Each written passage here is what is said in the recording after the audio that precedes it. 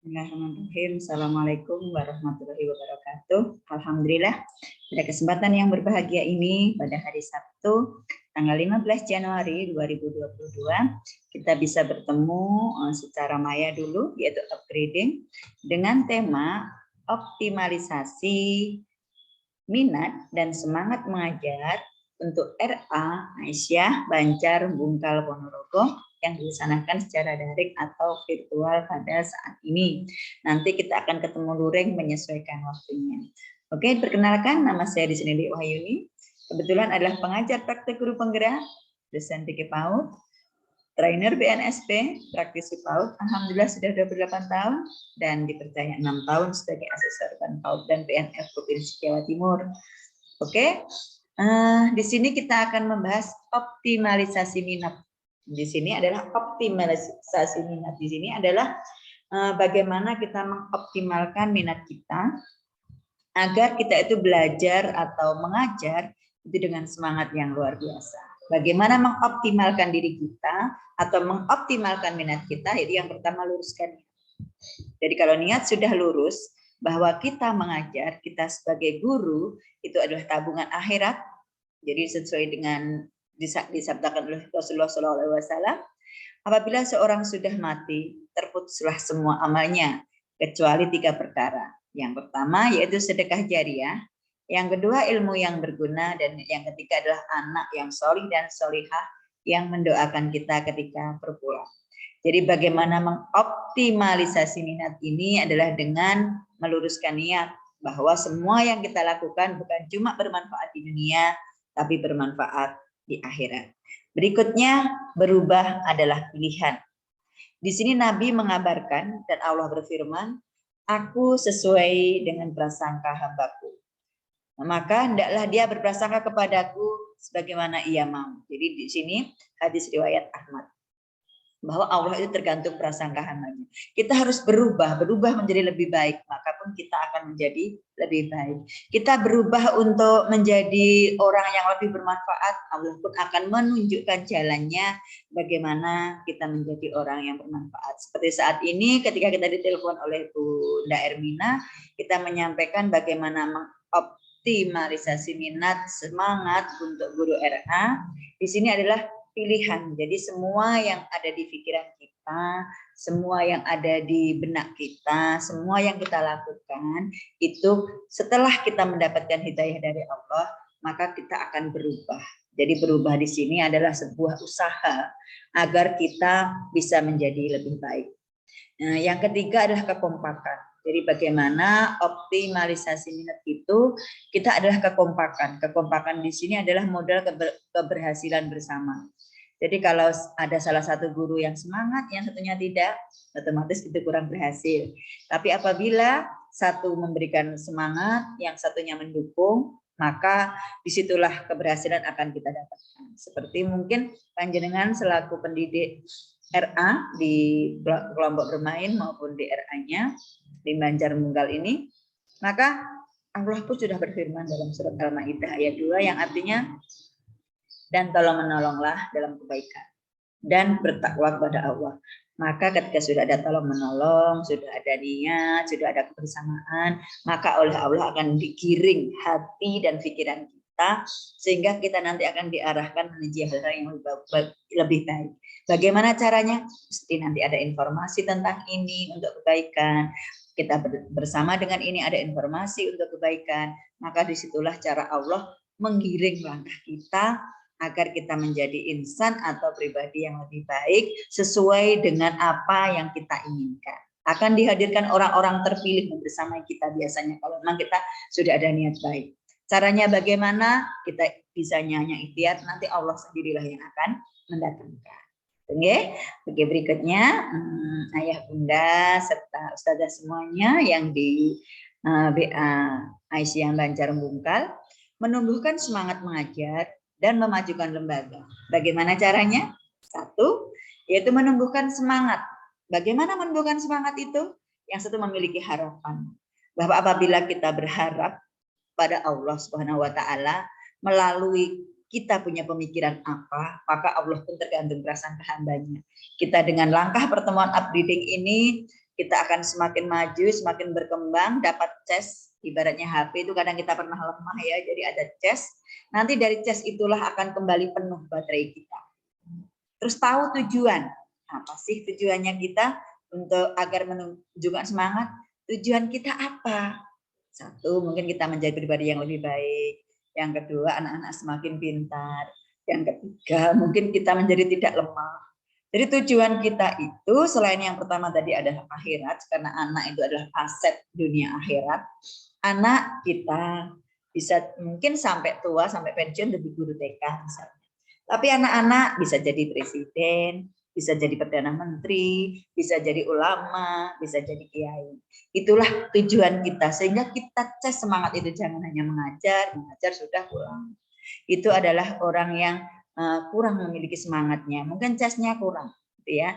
Terus semua indah pada waktunya. Jadi ketika panjenengan yang lakukan saat ini adalah perubahan menuju lebih baik, maka 10, 25 tahun yang akan datang, anak-anak yang kita bina sekarang inilah yang akan menjadi pemimpin-pemimpin bangsa yang Qur'ani, pemimpin-pemimpin bangsa yang handal dengan kita kasih fondasi sejak ini. Oke? Berikutnya, bagaimana memajukan lembaga?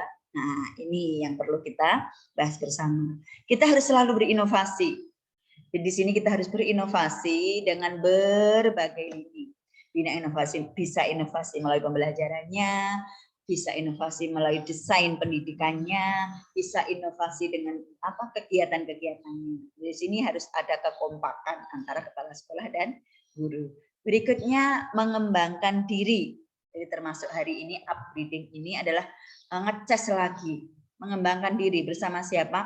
Orang-orang yang memotivasi kita. Contohnya sekarang misalnya kita adalah orang biasa, orang yang tidak punya apa-apa, tidak bisa apa-apa.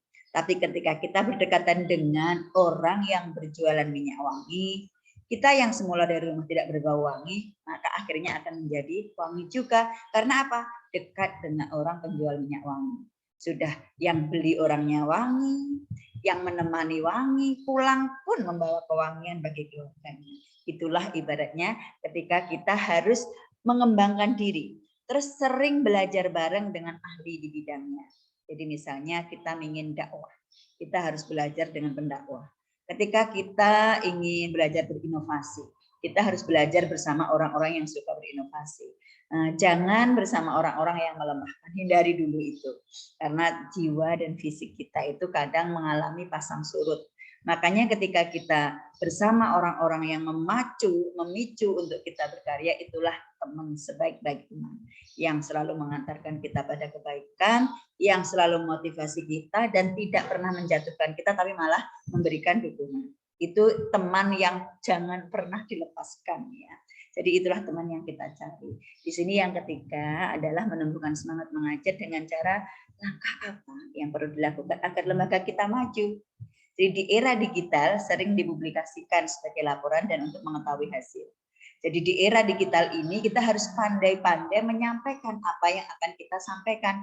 Kita mengajar anak pintar, tapi yang tahu cuma kita dan anak. Itu bagus, tapi akan lebih bagus lagi apabila ada publikasi sebagai laporan. Kalau kebaikan tidak kita munculkan di media sosial, maka keburukan yang akan muncul di situ. Jadi disinilah kita akan selalu berlomba-lomba berfastabiqul khairat, terus melakukan pembaharuan dengan program terkini menyesuaikan dengan kondisi terbaru. Sekarang ini zamannya ketika Mbak Corona sudah datang ini adalah semua serba digital, semua online. Maka peluang ini yang harus kita ambil.